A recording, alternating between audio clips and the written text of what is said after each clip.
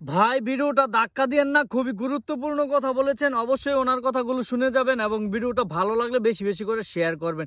আগে ওনার কথাগুলো শুনেন। অভিযোগ হলো এখানে আমি তখন ছিলাম না, আমি যতদূর শুনলাম যে আওয়ামী লীগ এখানে লীগের কিছু ছেলেপেলেরা এসে একটা সাউন্ড গ্রেনেড ফাটাইছে এবং এই কারণে এখন এর আশেপাশে এখন প্রোটেকশন দেওয়ার নাম করে আর কি কাউকে ঢুকতে দেওয়া হচ্ছে না। বুলডোজার আসছিল যে 32 নম্বর ভাঙার জন্য। এখন আমার কথা হলো পুলিশ কিন্তু এখানে শহর থেকে আসে, সকাল থেকে ছিল, সেনাবাহিনী ছিল না, আমি দেখি নাই, আগে ছিল না। তো পুলিশ সকাল থেকে আসে, পুলিশের সবসময় আমি দেখছি তাদের একটা বৈশিষ্ট্য এটা যে যখন লীগ এসে এটা ফুটাবে ওটা ফাটাবে তখন তারা কোনোখানে থাকবে না, তারা ওই দূরে দাঁড়ায় থাকবে, তারা দেখে এইভাবে চাগায় থেকে দেখবে, কিন্তু কাছে এসে কিছু করবে না, ওরা কোনো অ্যাকশনে যাবে না। কিন্তু তারা পালিয়ে যাওয়ার পরে যখন সাধারণ জনতা আসবে এবং তাদেরকে ধরার জন্য হয়তো আসবে, তখন এসে পুলিশ আটকাবে। কেন?